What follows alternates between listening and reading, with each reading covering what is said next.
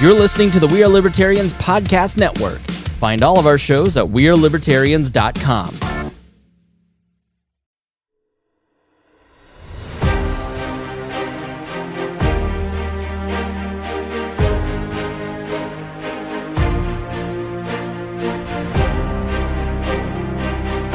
I have a question for you. What will your legacy be? Will you be remembered for your commitment to liberty, or will you waver at the sight of adversity? Will you hold the line and stand for truth no matter how popular it may be, or will you bend to peer pressure? Will you let your faults and failures define your story, or will you overcome your challenges and push forward in pursuit of something greater? Will you stand firm and be a champion of freedom, or will you let it be said that you did nothing? Throughout our history, ordinary people have risen to the occasion to do extraordinary things in the name of liberty. These people were not perfect, far from it.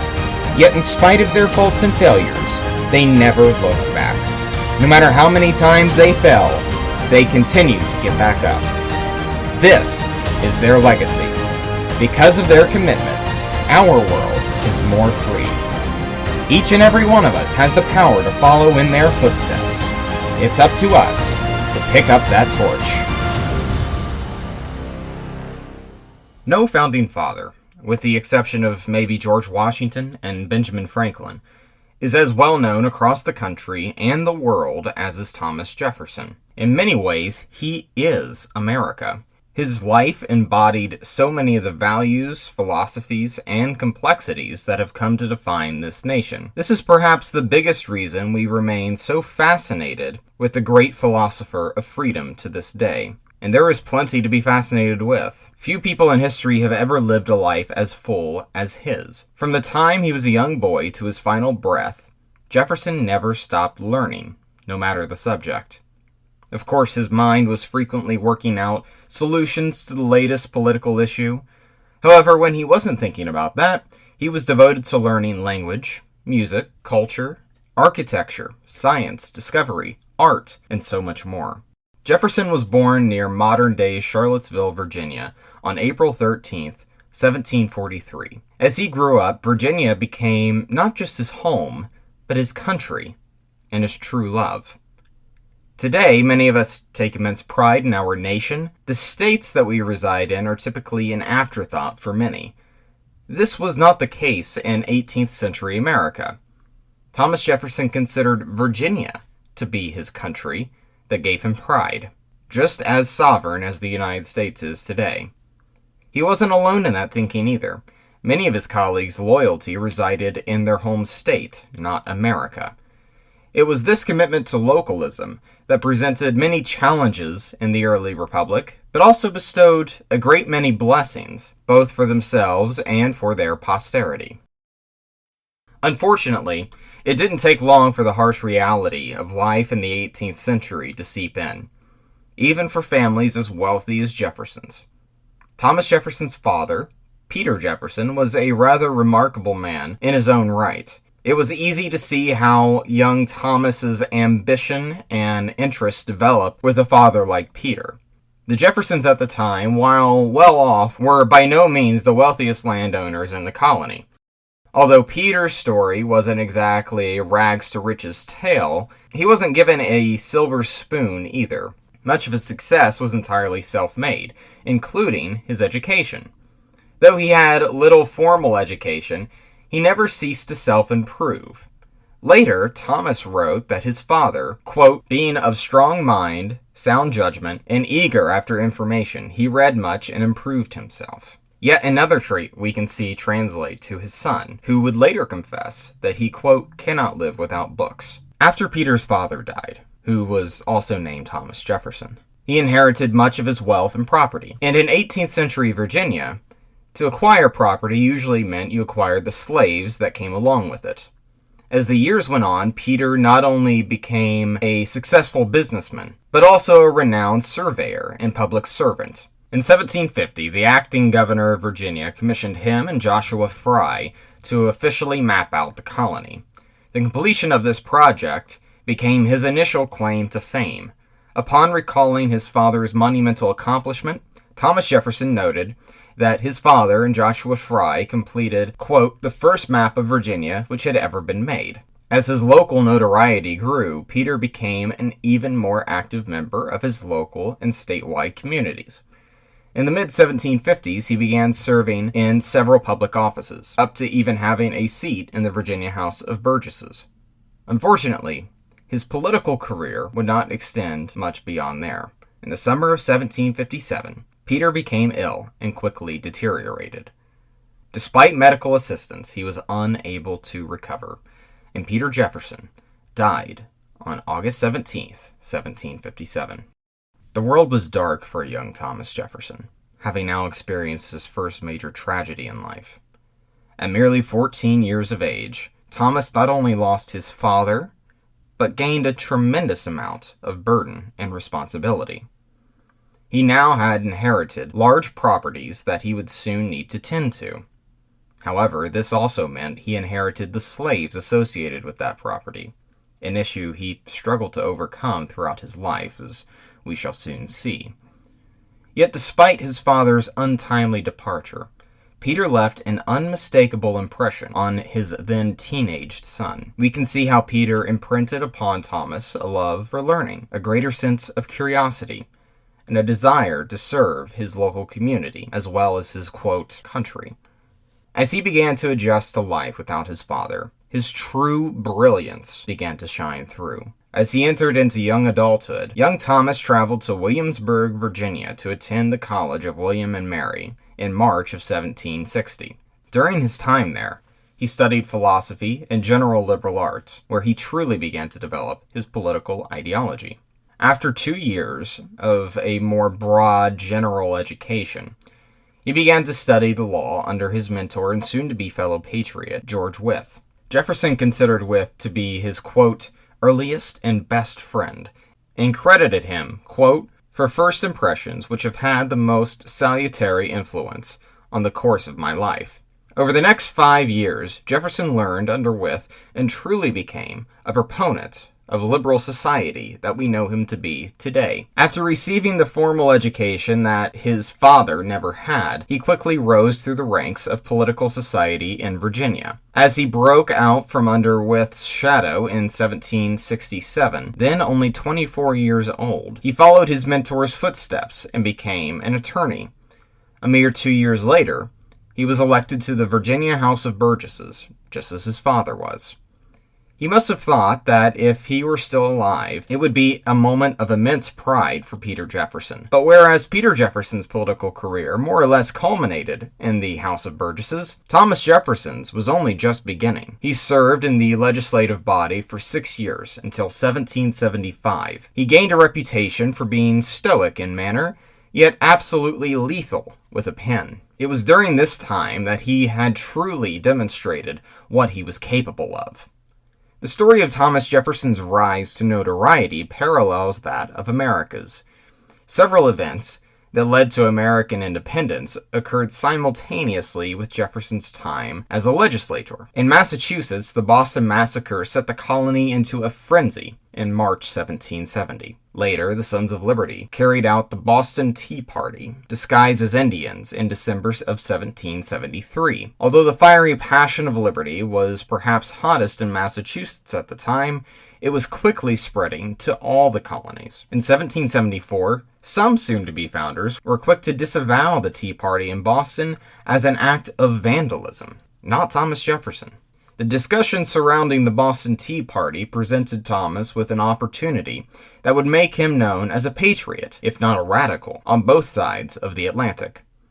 He penned arguably his greatest work prior to the Declaration of Independence, known as A Summary View of the Rights of British Americans. In it, he defended the actions of the Sons of Liberty and scolded the British government for their oppression of the colonies. He He wrote that, quote, a number of them assembled in the town of Boston, threw the tea into the ocean, and dispersed without doing any other act of violence. If in this they did wrong, they were known and were amenable to the laws of the land, against which it could not be objected that they had ever, in any instance, been obstructed or diverted from their regular course in favor of popular offenders. They should therefore not have been distrusted on this occasion.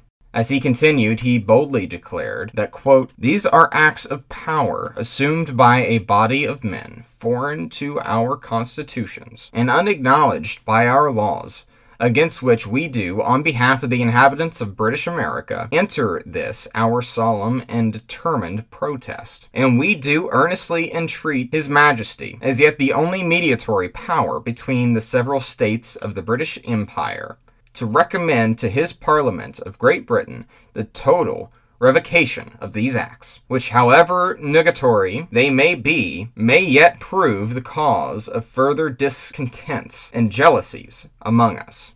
Finally, as he summarized in closing, Thomas Jefferson asked the king to put an end to these acts of oppression, which is further alienating his colonial subjects. As he proceeded, he said that, quote, these are our grievances, which we have thus laid before His Majesty, with that freedom of language and sentiment, which becomes a free people claiming their rights, as derived from the laws of nature, not as a gift of their chief magistrate. He begged the king to, quote, let no act be passed by any one legislature, which may infringe on the rights and liberties of another.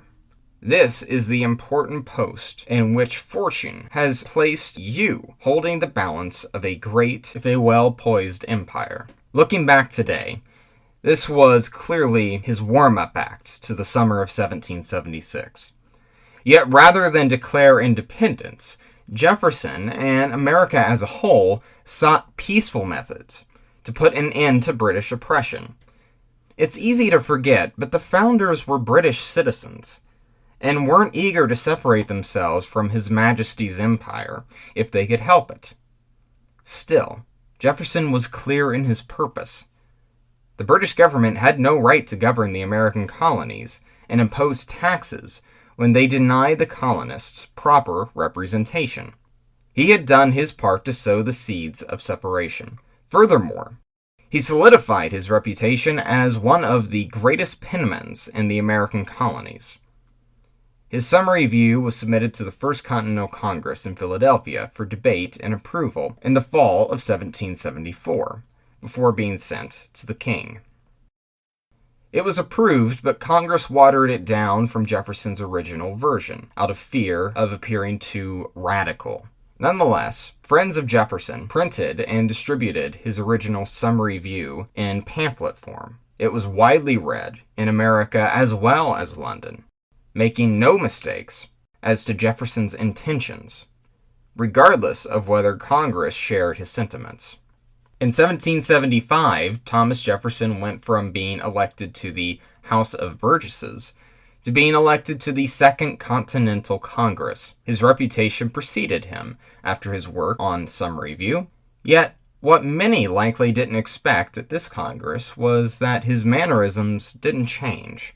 Throughout his time in Philadelphia, he sat back, listened, and observed. He joined Virginia's delegation, which included the likes of the famed Richard Henry Lee, Jefferson's mentor, George Wythe, and, for a time, George Washington, until Congress voted to name him Commander-in-Chief of the Continental Army. Additionally, it would be here that Jefferson met and budded long-lasting friendships with many of his fellow founders, including the likes of John Adams and Benjamin Franklin.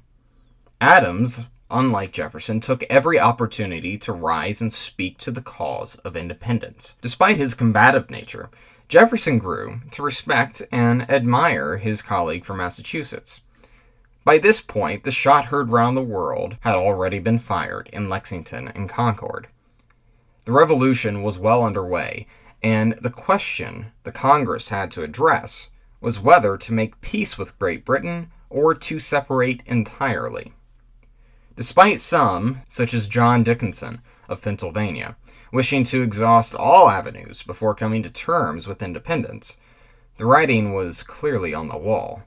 Although independence had not yet been adopted, the Congress approved a committee of 5 to draft a declaration in the event that it was. This committee began operation on June 11, 1776, and consisted of John Adams, Thomas Jefferson, Benjamin Franklin, Roger Sherman of Connecticut, and Robert Livingston of New York. Despite the Declaration of Independence being arguably his most proud accomplishment, he was initially very hesitant to write it. Jefferson was initially included in this committee mostly due to his impeccable writing ability and understanding of the fundamental principles why America must be free of British tyranny. John Adams would note later in life that, quote, though a silent member in Congress, Jefferson was so prompt, frank, explicit, and decisive upon committees, not even Sam Adams was more so, that he soon seized upon my heart, and upon this occasion I gave him my vote, and did all in my power to procure the votes of others. Yet when the time came to decide who was to author the Declaration, it would appear he got cold feet. Perhaps the weight of the importance of such a document quickly sat in, giving him self-doubt about living up to it. Such a declaration would not just alter the course of the American colonies, or even Great Britain. It would make the dawn of a new age. Countries of old were founded based on conquest and royalty and tradition. America would be the first country truly conceived in the principle of liberty. Surely, that knowledge would be enough to make any man second-guess himself. It was in fact John Adams who convinced Jefferson that he should be the primary author. In August 1822, Adams wrote to Timothy Pickering as he recalled the events leading up to independence. He wrote that Jefferson proposed to him that he should write the draft. Adams declined and suggested to Jefferson that it should be his duty. "Oh no," said Jefferson, "why will you not? You ought to do it."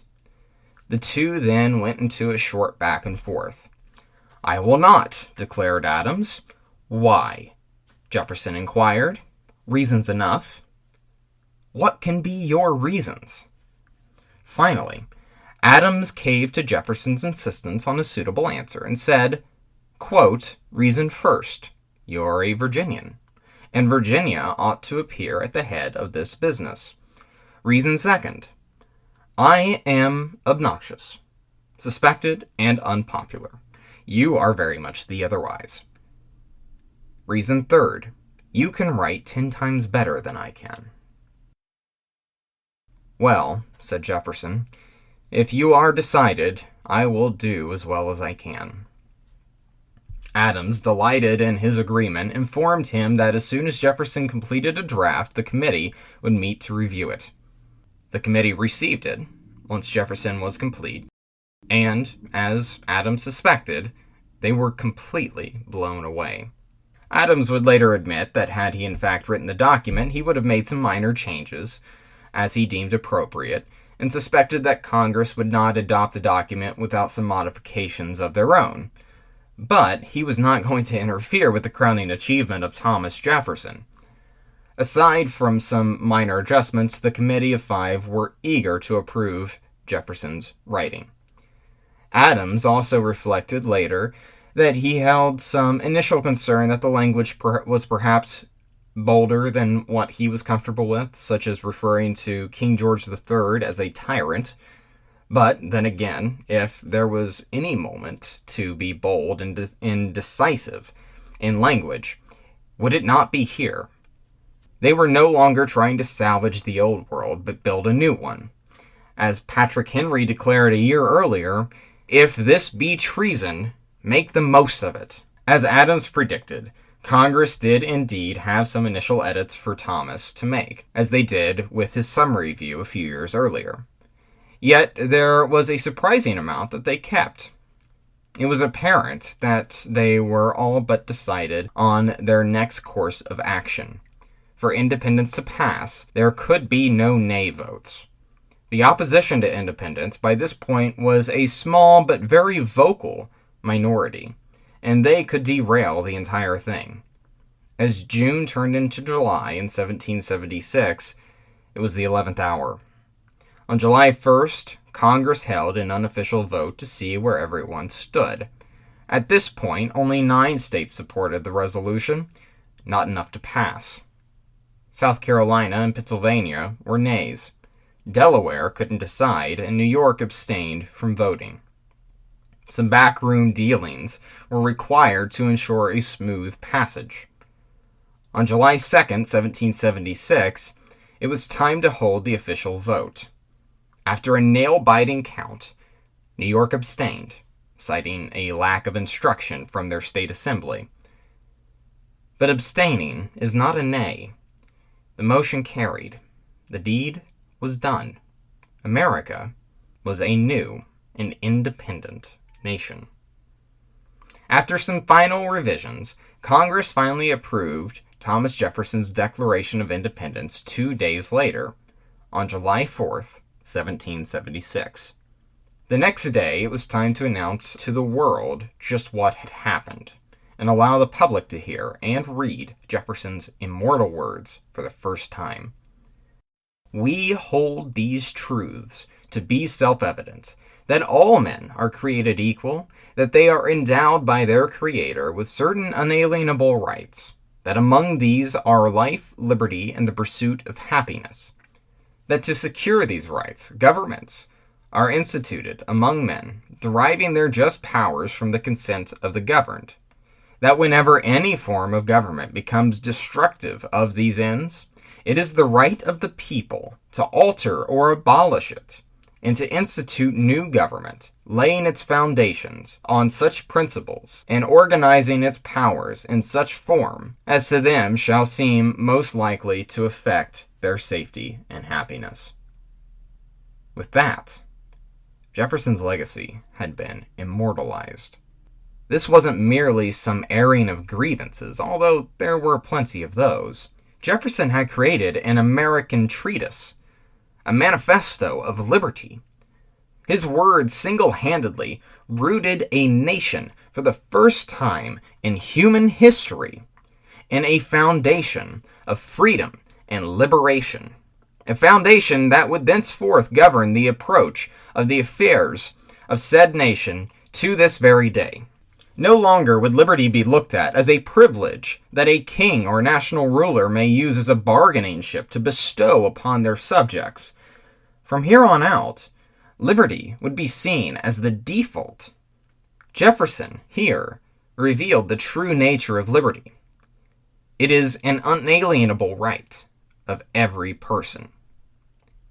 With that, Thomas Jefferson considered his job well done. There wasn't much more he could do in the Continental Congress now that independence had been declared. He might as well have been the one to declare it himself. In the fall, Jefferson stepped down from his position in Congress and returned to Virginia politics, where he believed he could do more good.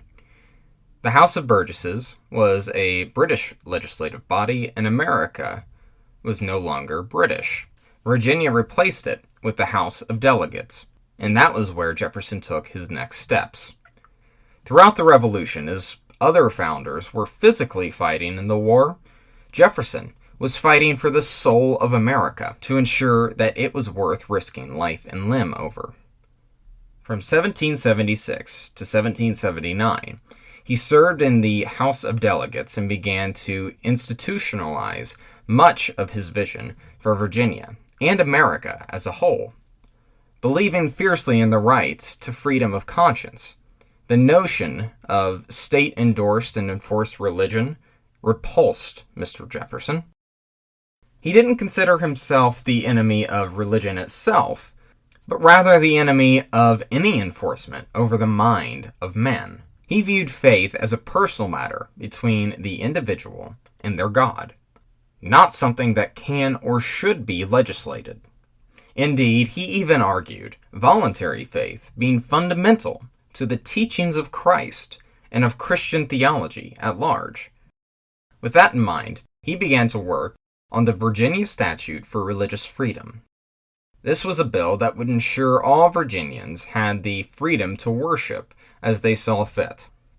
In the bill, as drafted by Thomas Jefferson, it guaranteed that, quote, "no man shall be compelled to frequent or support any religious worship, place, or ministry whatsoever, nor shall be enforced, restrained, molested, or burthened in his body or goods, nor shall otherwise suffer on account of his religious opinion or belief, but that all men shall be free to profess and by argument to maintain their opinions in matters of religion, and that the same shall in no wise diminish, enlarge, or affect their civil capacities."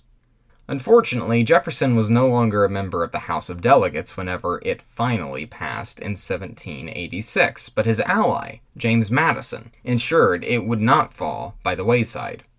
The bill officially codified religious liberty in the state of Virginia and served as an inspiration for the template for the First Amendment to the Constitution just a few years later.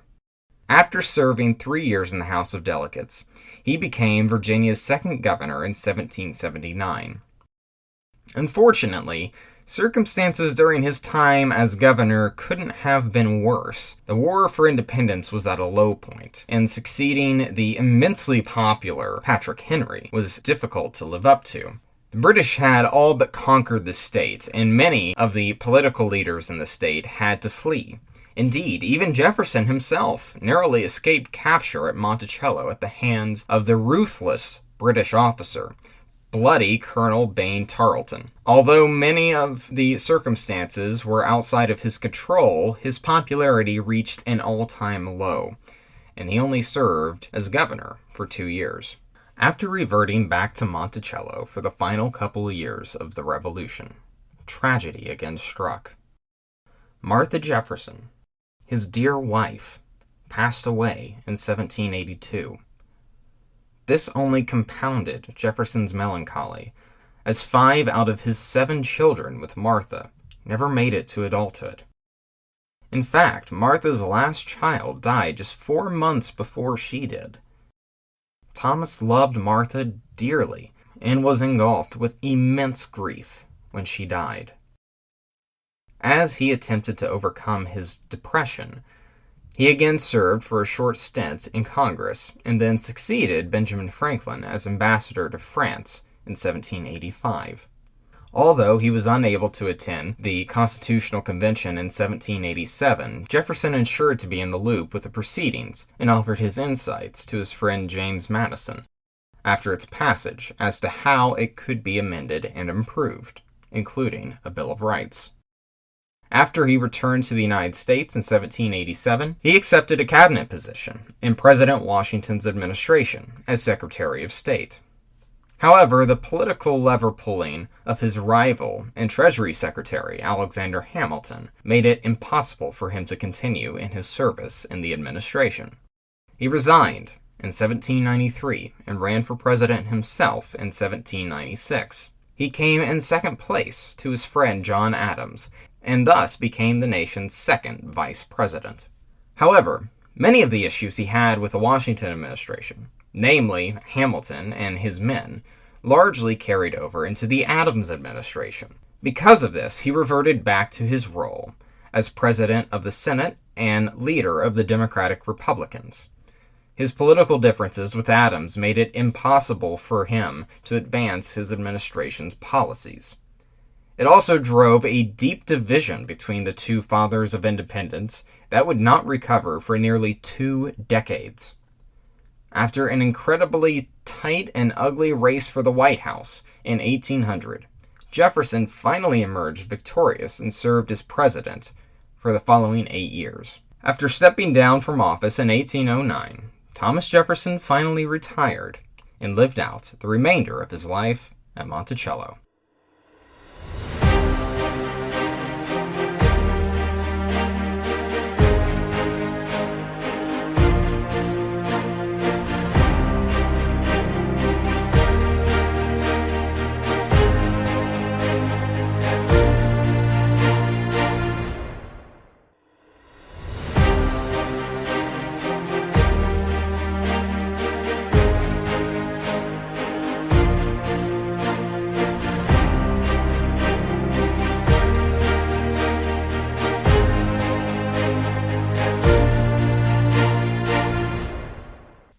Perhaps only George Washington left a legacy greater than that of Thomas Jefferson's from the founding era.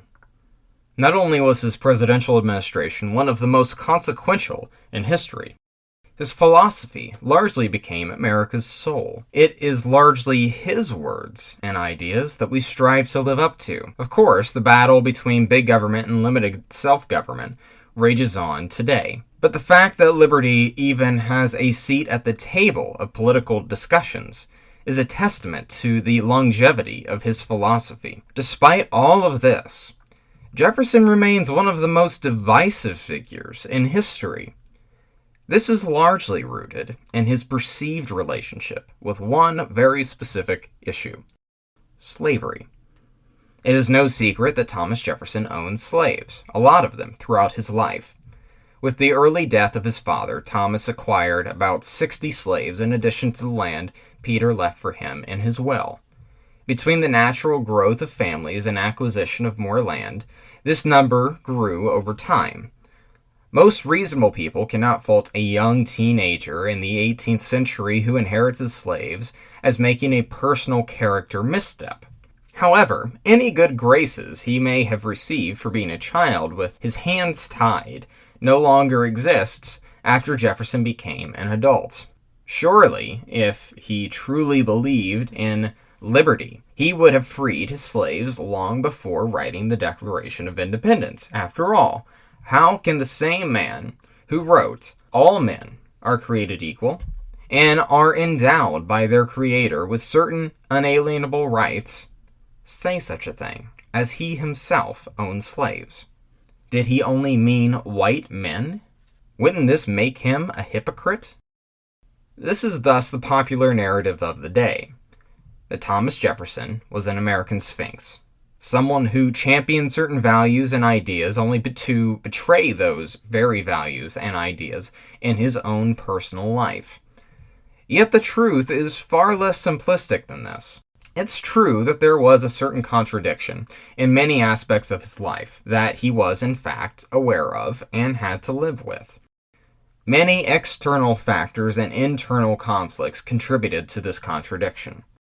However, one thing is certain: the notion that Thomas Jefferson did not believe that all men possess equal rights when he wrote about it in 1776 is just flat out wrong. In fact, Jefferson was arguably the most vocal and highest profile Virginian, if not Southerner, to advocate for abolition at the time. Furthermore, if he had it his way, a firm stance against the institution of slavery would have been embedded into our earliest founding documents from the beginning. It should be noted that the fact that the institution of slavery was being questioned at all in the late 1700s was a sign of America's revolutionary ideas taking root.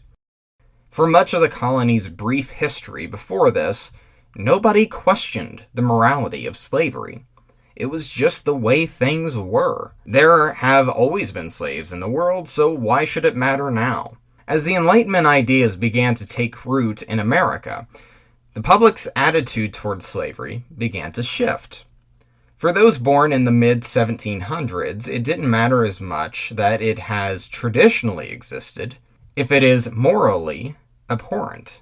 This was thus the position Thomas Jefferson found himself in, being born into a world where enslavement was the norm, but seeking to build a world where it is unthinkable. The only question was how to do this. In the industrial North, it would be easy to see the institution uprooted, since, well, there weren't many slaves to begin with, and plenty of opportunities to employ them in honest labor once they were free. The South was much more tricky. Southern society was ingrained in not just slavery, but deep prejudices. Convincing the public to end it would not be so simple. Jefferson quickly began to understand the complexities that would be involved to abolish slavery.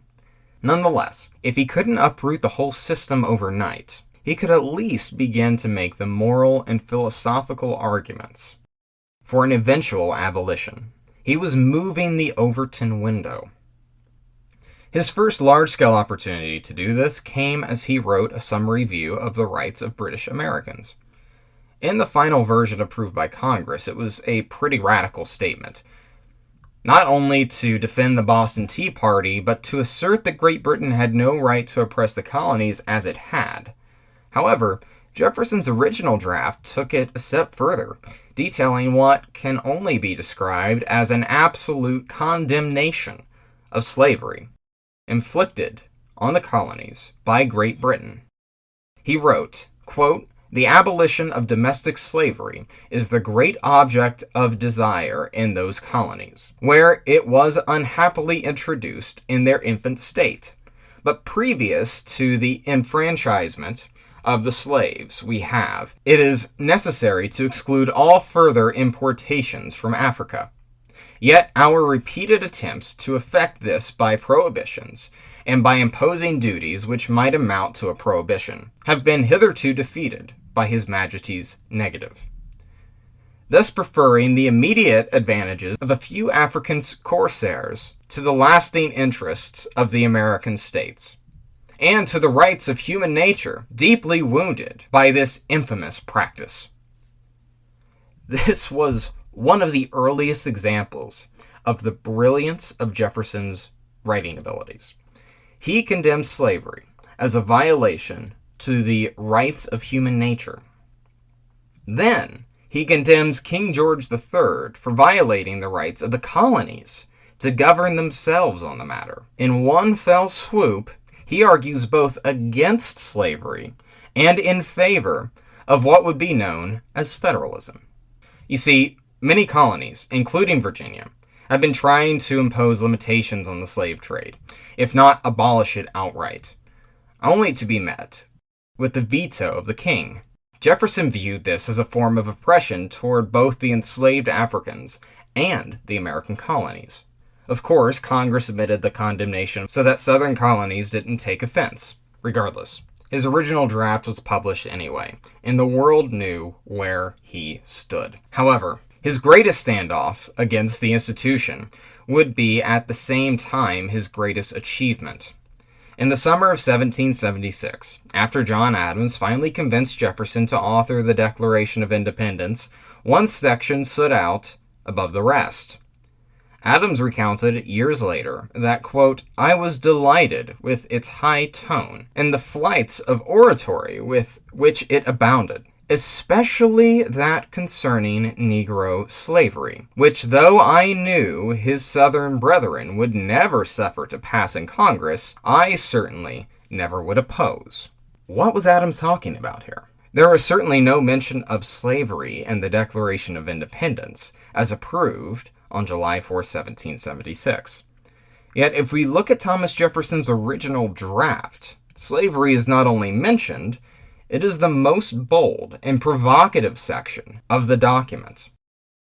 As the committee reviewed the first draft after Jefferson completed it in mid-June, their eyes particularly drifted toward this specific section. Quote, "He has waged cruel war against human nature itself, violating its most sacred rights of life and liberty in the persons of a distant people who never offended him, captivating and carrying them into slavery in another hemisphere, or to incur miserable death in the transportation thither.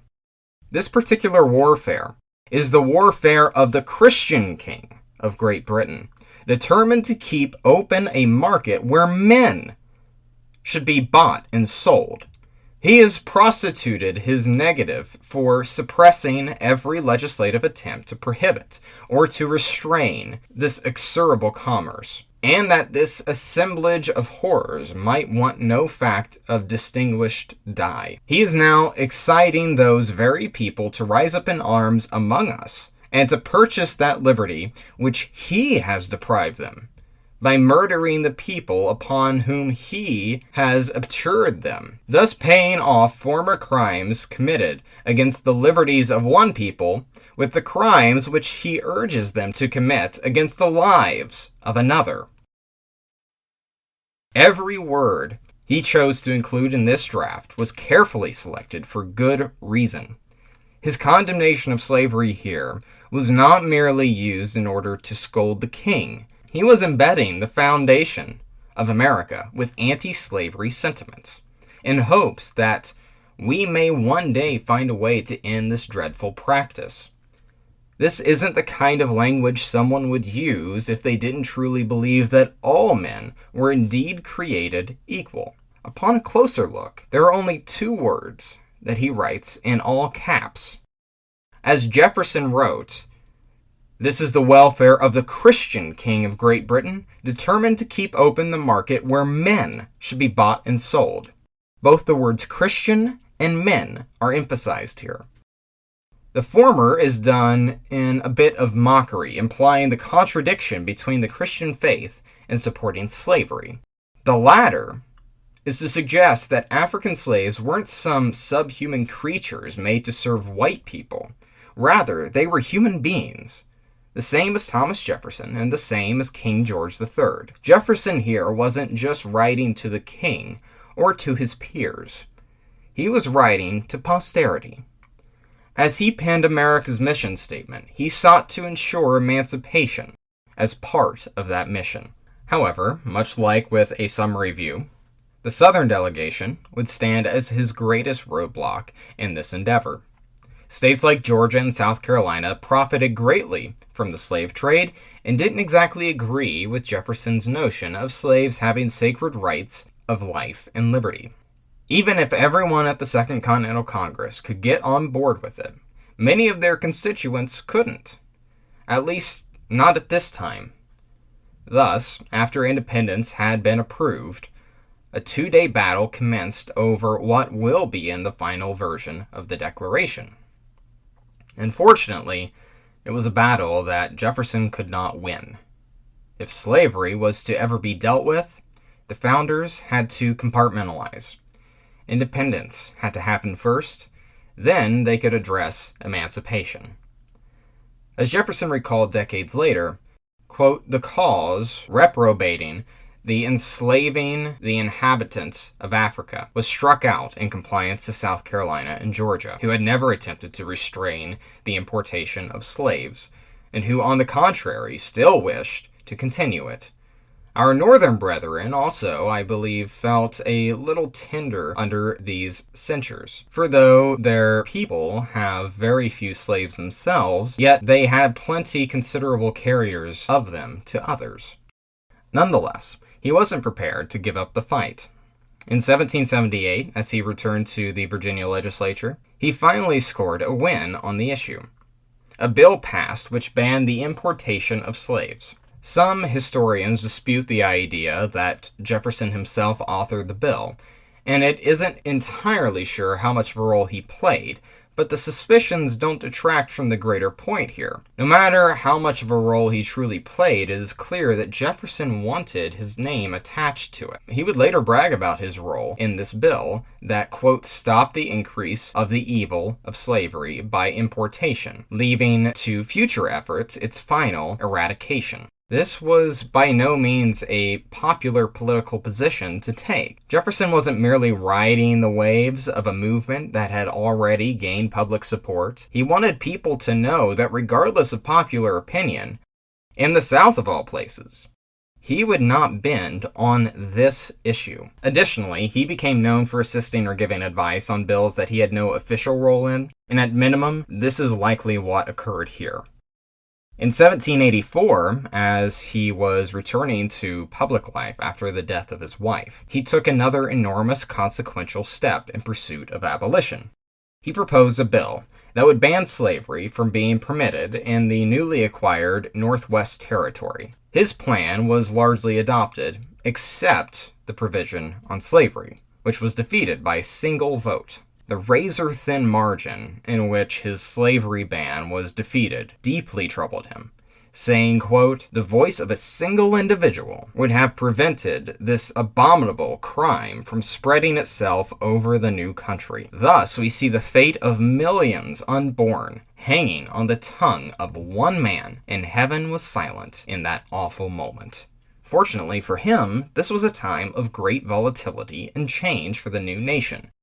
In 1787, despite Jefferson now serving as ambassador to France, A new ordinance was adopted, this time including his much-desired prohibition on slavery from the Ohio River northward. He may have failed to include a stance against slavery in America's founding document, but it was certainly a part of America's revolutionary spirit as a new abolition movement quickly began to grow. Over the next few decades, he became more silent on the issue.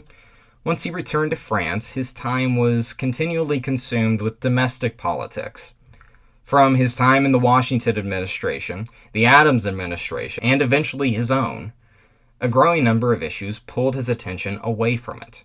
This included battling Hamilton's National Bank, opposing the Alien and Sedition Acts, and culminated in all the responsibilities that came with becoming commander-in-chief himself.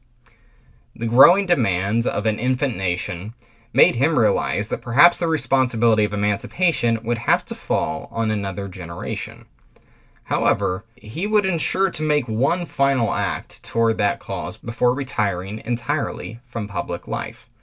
In 1706, during President Thomas Jefferson's State of the Union address, he urged Congress to pass a bill banning the importation of slaves. In 1807, Congress did just that, and passed a bill that would prohibit, quote, the importation of slaves into any port or place within the jurisdiction of the United States, from any foreign kingdom, place, or country. Thomas promptly signed the bill, making this the biggest step the federal government had ever taken against slavery up until that point. Of course, this wasn't a total fix. Many ships would continue to import slaves into America illegally through the Gulf well after the bill went into effect. Still, this major step set an important precedent that would eventually lead to emancipation 60 years later. All that being said, it sort of begs the question, if he was so adamant about ending slavery, why didn't he simply free his own slaves? Doesn't this demonstrate that he lacked the courage to practice what he preached? Well, not necessarily. Fortunately, today we have the benefit of hindsight. We don't deal with the issue of slavery anymore, and it was probably resolved in the best way that it could with the 13th, 14th, and 15th Amendments. However, historical context is often missing when we look back at this issue. Today, we look at the issue of slavery in pretty absolute terms. That's because morally, we should look at it that way. An institution that allows one man to own another is evil and morally bankrupt. There was no other way to view it. Thomas Jefferson knew as much in his day. However, the solution to atone for this great national sin was far less simple. Many slave owners, like Thomas Jefferson, who believed entirely in emancipation, faced challenges, both externally and internally, that prevented them, in one way or another, from practicing what they preached. The first issue was a matter of legality. The laws in the early days of colonial Virginia sought to institutionalize slavery into Southern life, regardless of the wishes of any given slave owner. A series of slave codes passed in Virginia from the 1660s to 1705 saw to it that slave owners were encouraged to abuse their authority and discouraged any well-meaning slave owner from setting their slaves free. In fact, it wasn't until 1782, when Virginia reevaluated all of their laws after independence, that slave owners could even legally free their slaves without government permission. Many of the laws codified included the prohibition of interracial marriage or procreation. Slave owners were permitted to kill their slaves without it being considered a felony. Black indentured servants were reclassified as slaves, condemning them to a life in chains no matter how close they were to the end of their servitude. White people were not allowed to be employed by free black people. Even after the 1782 Act reforming many of these laws, many loopholes were still left for the state to exploit. For instance, if the slaves being freed were, quote, not being in the judgment of the court, of sound mind or body, or being above the age of 45 years, or being male under the age of 21, or females under the age of 18, shall respectively be supported and maintained by the person so liberating them. In other words, if the slaves weren't a certain age, or a court simply didn't want them to be liberated, they could force the slave owners to financially care for them indefinitely. This was a clever deterrent, as many of those in higher society in Virginia who might be inclined to free their slaves were what's known as land rich but cash poor. Those who weren't deeply in debt, as Jefferson was, still weren't turning much of a profit if they proceeded to free their slaves without giving them this support. Quote, "The court of the county, which such neglect or refusal may be, is hereby empowered and required, upon application to them made, to order the sheriff to distrain and sell so much of the person's estate as shall be sufficient for that purpose." Still, Jefferson committed treason by authoring and signing the Declaration of Independence. Why couldn't he break the law here, if ever discreetly, in order to liberate his slaves? That brings up the second issue he faced, which was a more moral conundrum. Because of the laws concerning black people in the time, emancipation hardly meant true freedom. Black people who were freed still didn't have hardly any rights in the eyes of the law. They were barred from owning firearms or any weapon. If any white person accused a black person of being a runaway slave, only the white person's word would be considered in a court of law.